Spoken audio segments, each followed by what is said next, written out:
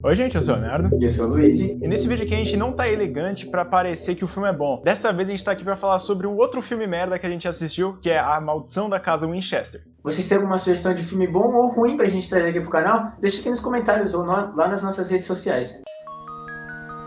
Eu vim assistir esse filme aqui já sabendo que o filme não ia ser das melhores qualidades. Só que eu falei, pô, eu assisti vários vídeos, né, falando sobre a casa, essas coisas. Então eu falei, mano, tem que ser pelo menos um pouquinho bom. Eu me decepcionei de novo. Eu acho que eu não me decepcionei tanto assistindo esse filme porque o Léo já tinha me falado que ele era um filme bosta. Então eu fui com o pensamento de que ele ia ser completo lixo. Então eu consegui enxergar algumas coisas positivas, mas as poucas coisas que eu consegui enxergar acabam sendo um potencial desperdiçado do filme. Pra quem não conhece a lenda urbana por trás dessa história, é que a mulher, ela ficou meio louca, assim, porque a família Winchester, ela é responsável por ter aquelas armas, aqueles carabinas lá. Só que aí depois, quando teve várias mortes por conta dessa arma, ela começou a ficar meio maluca e falou que tava tendo fantasma dentro da casa dela. Ela precisava fazer vários quartos da casa dela e, tipo, construir 24 horas pra, tipo, os fantasmas não conseguirem invadir praticamente a casa dela. Então essa parte que é legal porque vários cômodos da casa não tem nenhum sentido. Eles são, tipo, virados pra parede, uma porta que ela vai pro nada. Essa parte é legal da lenda urbana. Então eu pensei que ia ter um pouquinho disso aqui. Só que, simplesmente, ele é desperdiçado. Ele aparece, acho que no máximo uma vez durante o filme inteiro. Essa parte de,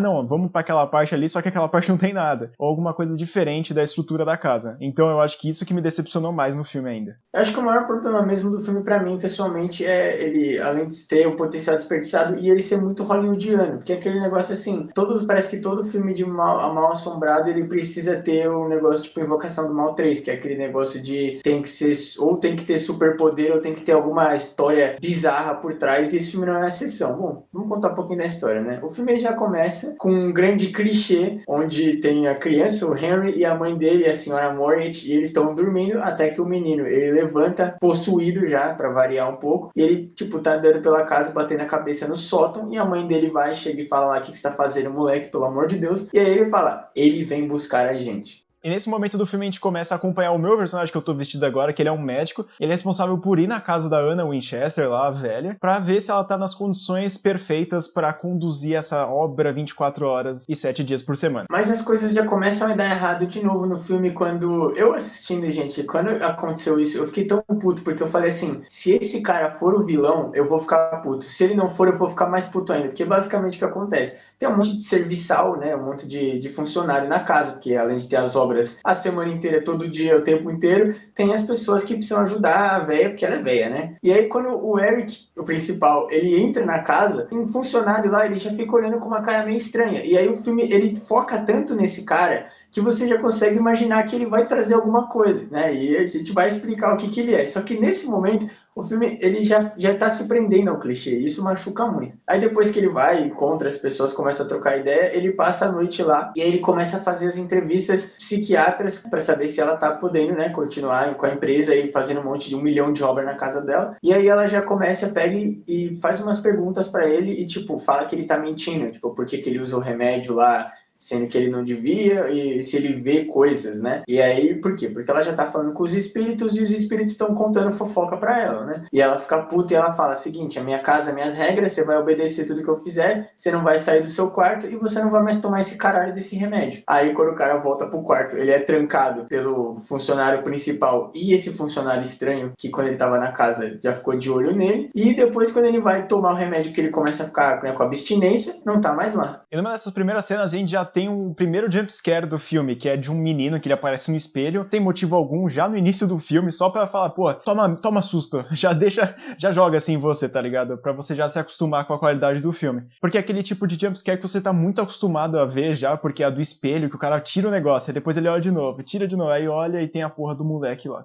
E aí aqui de novo o filme já começa a desperdiçar o potencial, porque obviamente o médico ele precisa saber o que está acontecendo com a velha e tem um lugar da casa que ele não pode ir. E a casa, né, a gente pode esperar que ele é tudo um labirinto, porque tem um monte de quarto que não faz sentido mesmo que isso não é mostrado, né? E eles meio que falam, espectador, você conhece a lenda, você sabe o que está acontecendo, né? Eles não precisam mostrar. O que não é para mostrar, eles mostram, mas o que é para mostrar, eles não mostram. Foda-se. E aí ele sai do quarto dele de noite pela janela e ele vai falar com a velha lá, ele vai observar o que a velha tá fazendo. só que ele toma outro jumpscare e incrivelmente ele não fica perdido na casa. Tipo, é um labirinto a casa e ele não fica perdido em momento nenhum, ele só fica perdido quando é conveniente pro roteiro, que é lá pro final do filme, né? E aí depois, no dia seguinte, quando a pergunta pra ele se ele saiu do quarto, ele é sincero e fala que sim. E aí ela fala, obrigado por contar a verdade. E começa a se abrir um pouco mais com ele. Só que como que ela se abre? Explicando do porquê que ela tem 1 milhão de quartos na casa dela, que é o que a gente já contou aqui no vídeo, que é porque os espíritos que morreram com as armas que a família dela produz ficam putos e vão cobrar ela. E aí ela tenta fazer paz, dar paz aos espíritos, e tem alguns que ficam lá na casa, e ela não consegue demolir a casa porque os espíritos não aceitam paz e ficam querendo tumultuar a vida dela, então ela tranca os espíritos com 13 pregos dentro do quarto. Depois de muita perambulação pela casa, né, e descumprindo ordens da pessoa responsável, conhecida também como velha, ele vai lá, ele tá andando pela casa e tudo, só que aí o sobrinho,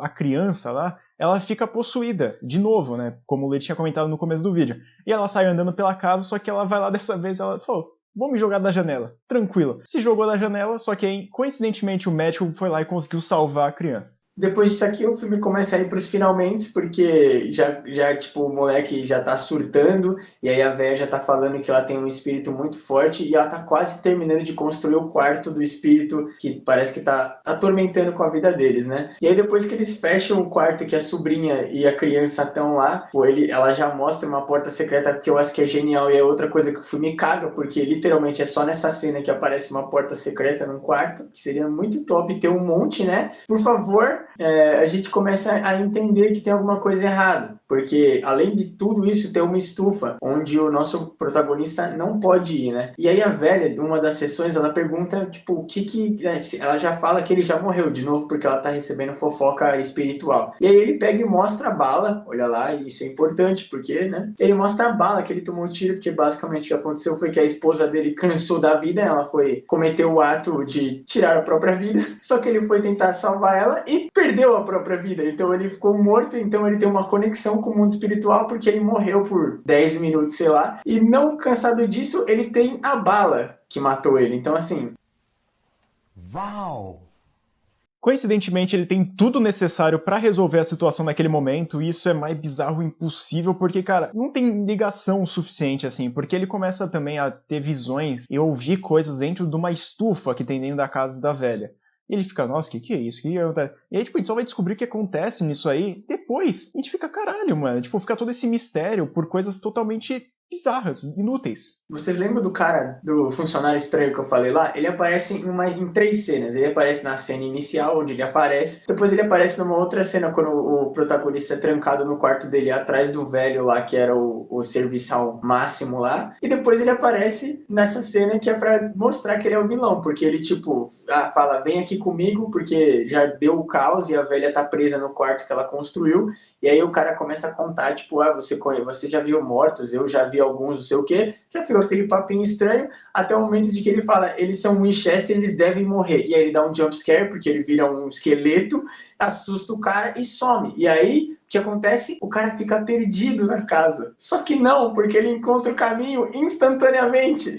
E você já pesquisou um pouquinho sobre a história da casa Winchester, você descobre que aconteceu um terremoto naquela cidade lá e perdeu alguns cômodos da casa, da mansão Winchester. Só que aí, esse filme é que ele decidiu fazer a mesma coisa pra tentar justificar o que aconteceu naquele filme. E, mano, o cara conseguiu piorar a situação. E é como eu tinha mencionado, os espíritos eles ficam presos nos quartos por conta dos 13 pregos que ficam na madeira lá prendendo a porta. Só que aí o demônio fala, beleza, vou pregar uma peça e vou soltar todos esses pregos pra liberar eles pra cagar toda a situação que já tá cagada. Pra completar mais a situação, ele vai lá e faz o grande terremoto que eu acabei de comentar. E aí destrói um pedaço da casa. E depois disso a gente tem mais uma cena de susto, porque a criança ela some do quarto que ela tá presa com a mãe dela, e a mãe, que é a sobrinha da velha, ela vai procurar a criança. E aí ela fica mostrando que ela é forte, ela fala, eu não tenho medo, mesmo que ela tá perdida na casa, onde acabou de acontecer um terremoto. O filho dela se jogou da janela e tá só dando merda, e ela fica, não, eu sou um Winchester, eu sou forte, não sei o quê. E aí ela fica falando, né, ela fica jogando na cara dos espíritos que ela é uma Winchester e os caras é 4. E aí, enquanto isso, o nosso protagonista tá descobrindo tudo que ele tem que fazer pra acabar com o monstro. E aí lembra aquela estufa estranha que eu tinha comentado? Ele vai lá, entra naquela estufa e a gente é revelado que a mulher dele morreu naquele local. E ele vai lá e conversando com ela e outros espíritos que estavam em volta, ele descobre que aquela bala que ele fez, ele reformou e tudo, ela é capaz de matar a assombração / demônio que tá perseguindo a velha. Então depois dessa descoberta magnífica, ele vai correndo e entra no quarto, e quando eles estão lá trocando ideia, a velha é possuída brevemente pelo espírito, que agora eu vou dar o nome dele, que é Ben, porque eles descobrem que eles, na verdade a velha percebe que eles estão no quarto, onde é tipo o mostruário das armas Winchester. Ela lembra, na verdade, que ela viu já a cara dele, depois que o nosso protagonista mostra e fala que um dos funcionários dela é um demônio e tá falando que vai matar a família dela. Ele mostra quem ele é, e aí eles percebem, na verdade, que ele perdeu os irmãos na guerra com as armas Winchester. Ele invadiu esse lugar, essa loja que tinha um mostruário, matou todos os funcionários e as pessoas estavam lá dentro, e depois a polícia chegou lá e matou ele. E eles basicamente acabaram de dar todo o poder que esse demônio precisava, porque o mostruário está pronto. Então isso dá o poder para ele. E aí, como já é esperado, né, depois de ser apresentado a bala que é necessário matar o bicho e a velha que foi possuída e foi despossuída já em seguida, aparece o bicho lá em carne viva, e aí ele fala, beleza, vou matar esse cuzão, aí pega a arma, dá um tiro nele e acaba a festa, porque acaba o filme assim. Como eu comentei, né, eu já fui com a cabeça, tipo, esse filme vai ser um lixo, então eu acho que isso até ajudou eu a aproveitar mais o filme, só que não tem como passar pano. O filme, ele, além de ser muito potencial desperdiçado, parece filme da Netflix, que ele não deixa nada a você imaginar, tudo é na sua cara. Como eu comentei, aquela cena de que mostra o funcionário aleatório, porque tem um monte de pessoa na casa, mostra aquele carinha específico, e toda vez que acontece alguma coisa com o protagonista, aquele cara tá tipo nas redondezas ali, e nem, parece que ninguém conversa com ele, o filme ele fica dando tapa na sua cara, basicamente falando, olha, é isso aqui que vai acontecer, esse cara tem alguma coisa, entendeu?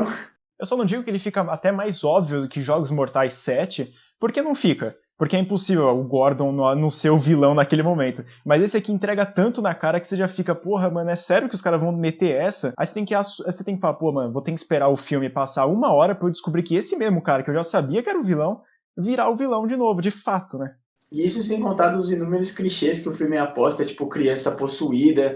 Eles acabaram basicamente... Esse negócio do terremoto foi de quebrar, porque os caras pegaram um negócio que aconteceu na vida real e eles pegaram e falaram, o demônio fez, tá ligado? Tipo, irmão, não tinha necessidade dele destruir a casa, sabe? Ele não precisava, mas ele quis destruir a casa porque aconteceu na vida real e eles queriam colocar isso no filme. Só que a coisa boa eles não colocam. A história em si da casa Winchester já é meio mais ou menos, é claro, porque a gente fica acompanhando, a gente vê os fatos que acontecem, a gente fala, beleza, não é nada, sabe? É só a velha que tá louca. Só que aí eles trazem pra um filme que faz, além da velha que não é louca no fim das contas, ser uma coisa espiritual, que tem demônio, que destrói a casa, fica pior ainda que a história original. Então, cara, esse filme aqui, ele recebeu o nosso selo de filme merda porque... Eu preciso explicar mais? Mas eu acho que eu posso descrever esse filme como um potencial desperdiçado e perda de dinheiro, porque eles tinham dinheiro, o filme é bem filmado, os figurinos são sensacionais, como vocês podem ver, o Léo tá vestido. Imagina disso pra melhor, gente. O figurino do filme é lindo,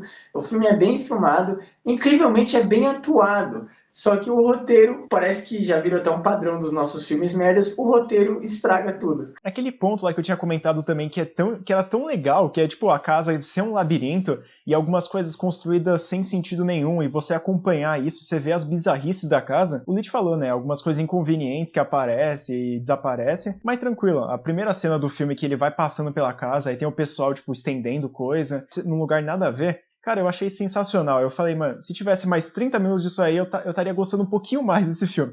Mas no fim das contas não teve, então esse filme aqui pra mim é praticamente um 0. Eu acho, cara, com certeza que se o filme tivesse ido um pouquinho menos pro lado espiritual e um pouquinho mais pro lado real da coisa, teria dado certo. Porque eu não consegui engolir o fato de que o advogado da empresa foi exatamente no maluco que tinha morrido com uma arma Winchester, velho. É inacreditável. Parece que tudo bem que assim, na época que essas armas foram feitas, era normal morrer com arma Winchester, porque era o melhor rifle do mercado. Beleza. Só que ele tinha que ter ido exatamente no cara que morreu e renasceu, e tem toda a história de que ele é o herói. Tipo, mano, é muita conveniência de roteiro, fala sério.